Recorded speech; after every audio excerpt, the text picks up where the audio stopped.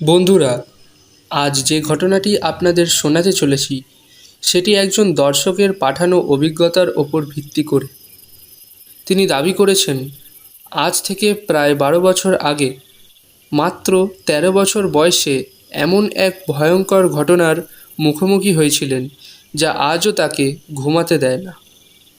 তিনি বিশ্বাস করেন, সেই রাতে যদি মা কালী তাকে রক্ষা না করতেন তাহলে আজ তিনি হয়তো বেঁচেই থাকতেন না। ঘটনাটি কতটা সত্যি সেটা বিচার করবেন আপনারাই। চলুন শুরু করা যাক আজকের এই ভিডিও। পশ্চিমবঙ্গের একটি ছোট গ্রামে থাকতো 13 বছরের এক ছেলে। তার নাম ছিল রাহুল। দুষ্টুমি করতে ভালোবাসলেও সে ছিল খুব ভক্তিপরায়ণ। প্রতিদিন স্কুলে যাওয়ার আগে সে গ্রামের কালী মন্দিরে প্রণাম করত। তার ঠাকুমা ছোটবেলা থেকেই বলতেন, রাহুল, যত বড় বিপদই আসুক না কেন, মা কালীর নাম কখনো ভুলবি না। মা নিজের সন্তানকে কখনো ছেড়ে দেন না। রাহুলও বলতো, আচ্ছা ঠাকুমা, আমি প্রতিদিন প্রণাম করব। একদিন পাশের গ্রামে ফুটবল টুর্নামেন্ট ছিল। রাহুলও খেলতে গিয়েছিল। খেলা শেষ হতে সন্ধ্যা পেরিয়ে রাত নেমে এলো। বন্ধুরা সবাই নিজেদের বাড়ির পথে চলে গেল, কিন্তু রাহুলকে ফিরতে হবে একাই। এক বন্ধু রাহুলকে বলল, রাহুল, আজ এই রাস্তা দিয়ে যাস না। লোকজন বলে ওই বাঁশবাগানের কাছে রাতে কিছু একটা দেখা যায়। রাহুল বলল, ধুর, ভূত বলে কিছু হয় নাকি, আমি চলে যাচ্ছি। রাত তখন প্রায় 9:30। চারপাশে গভীর নীরবতা। ঝিঝি পোকার ডাক ছাড়া আর কোনো শব্দই নেই। হঠাৎ রাহুলের মনে হলো তার পেছনে কেউ হাঁটছে। সে দাঁড়িয়ে পড়ল, কিন্তু পেছনে কেউ নেই। রাহুল মনে মনে বলল, হয়তো আমারই ভুল হচ্ছে। আবার হাঁটা শুরু করলো, কিন্তু কয়েক সেকেন্ড পর আবার সেই একই শব্দ, হাঁটার শব্দ। এবার শব্দটা আরও কাছে। রাহুলের বুক ধড়ফড় করতে লাগলো। রাস্তার সামনে একটি বিশাল বটগাছ, আর সেই গাছের নিচে একজন মহিলা দাঁড়িয়ে আছেন। সাদা শাড়ি, খোলা চুল, মাথা নিচু, মুখ দেখা যাচ্ছে না। মহিলাটি রাহুলের দিকে তাকিয়ে বলল, বাবা, একটু দাঁড়াও, আমাকে সাহায্য করবে? রাহুল ওনার দিকে তাকিয়ে বলল, জি, কি হয়েছে বলুন।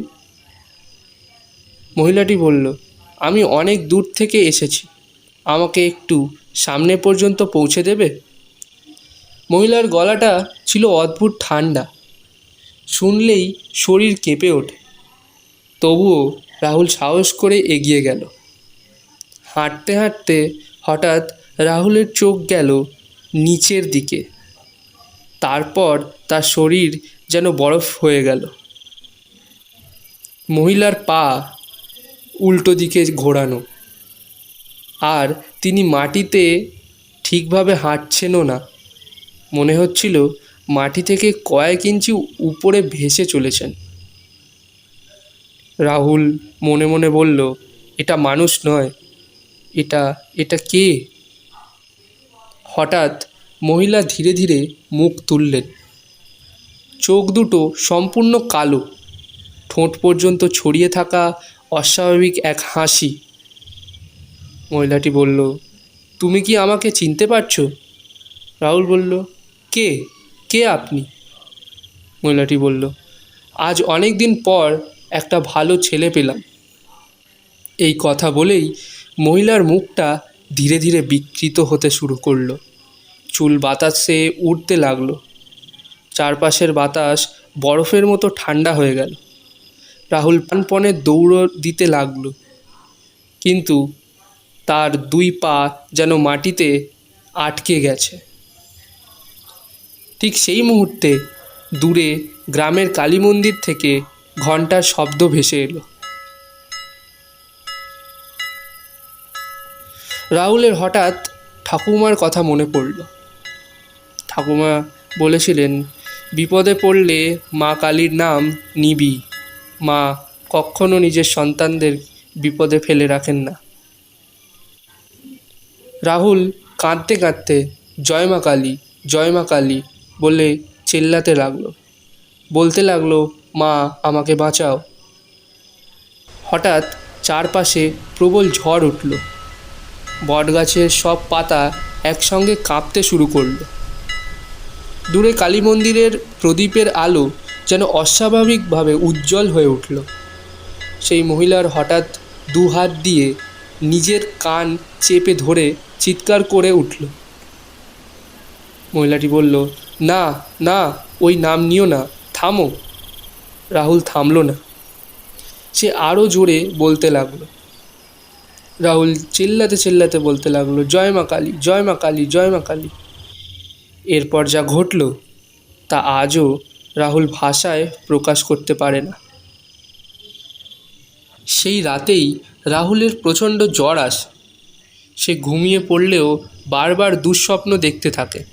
স্বপ্নে সে বারবার সেই বটগাছের সামনে দাঁড়িয়ে, চারপাশে ঘন কুয়াশা। হঠাৎ দূর থেকে সেই একই মহিলা ধীরে ধীরে এগিয়ে আসছে, কিন্তু এবার তার চোখে আগের মতো রাগ নেই, বরং গভীর কষ্ট। ভয় পেও না, আমি তোমার কোনো ক্ষতি করতে চাই না। রাহুল কাঁপা গলায় বলল, তুমি তুমি কে?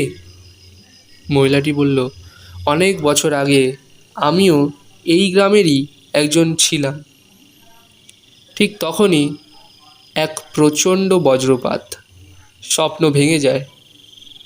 ঠাকুমার পরদিন সকালে রাহুল তার দিদাকে সব কথা খুলে বলে। সব শুনে দিদার মুখ ফ্যাকাশে হয়ে যায়। দিদা বলল, আমি জানতাম একদিন না একদিন তুই ওকে দেখবি। রাহুল বলল, তুমি ওকে চেনো? দিদা বলল, আজ থেকে প্রায় 30 বছর আগে এই গ্রামে এক গরিব মেয়ে থাকতো। তার নাম ছিল নন্দিনী। নন্দিনী ছিল খুবই ভালো মনের মানুষ, কিন্তু গ্রামের কিছু লোভী লোক তার ওপর মিথ্যা অপবাদ দেয়। এক ঝড়ের রাতে সে নিখোঁজ হয়ে যায়। তারপর থেকেই লোকজন বলতে শুরু করে, রাতে বটগাছের নিচে এক মহিলাকে দেখা যায়। রাহুল সিদ্ধান্ত নিল সে সত্যিটা জানবেই। সন্ধেবেলা সে তার বন্ধু শুভকে নিয়ে গ্রামের পুরনো কালী মন্দিরে গেল। সেখানে থাকতেন এক বৃদ্ধ পুরোহিত। তোমরা কি সেই মহিলাকে দেখেছ? পুরোহিত বলল, হ্যাঁ, তিনি আমাকে মারতে চেয়েছিলেন, কিন্তু পরে মনে হলো তিনি যেন কিছু বলতে চাইছিলেন। এই কথা বলল রাহুল পুরোহিতকে। পুরোহিত গম্ভীর স্বরে বলল, সব আত্মাই খারাপ হয় না, অনেক আত্মা শুধু মুক্তি চায়। পুরোহিত একটি পুরনো তামার বাক্স বের করলেন। তার ভেতরে ছিল একটি পুরনো ছবি। এই মেয়েটাই নন্দিনী, পুরোহিত বলল। রাহুল অবাক হয়ে গেল, কারণ ছবির মুখটি ঠিক সেই মহিলার মতো। পুরোহিত বলল, যেদিন ওর মৃত্যু হয়েছিল সেদিন ও মা কালীর কাছে প্রার্থনা করেছিল, যদি আমি নির্দোষ হই তাহলে একদিন সত্যিটা প্রকাশ করো। সেদিন রাতেই রাহুল আবার বটগাছের কাছে গেল। তার গলায় মা কালীর ছোট লকেট, হাতে একটি প্রদীপ।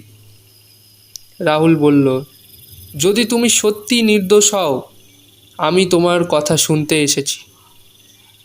চারদিকে ঠান্ডা বাতাস, প্রদীপের শিখা কাঁপতে লাগলো। তারপর সেই মহিলা আবার সামনে এলো। মহিলাটি বলল, আজ আর আমি তোমার ক্ষতি করব না, কারণ মা আমাকে অনুমতি দিয়েছেন। হঠাৎ রাহুলের সামনে একের পর এক দৃশ্য ভেসে উঠতে লাগলো। সে দেখতে পেল গ্রামের কয়েকজন লোভী মানুষ নন্দিনীর জমি দখল করতে চাইছে। সে দেখল একটি লোক বলছে, ওকে সরিয়ে দে, আর একটি লোক বলছে, কেউ কিছু যেন জানতে না পারে। তারপর সব কিছু অন্ধকার হয়ে যায়। মহিলাটি বলল, আমার মৃত্যু কোনো দুর্ঘটনা ছিল না,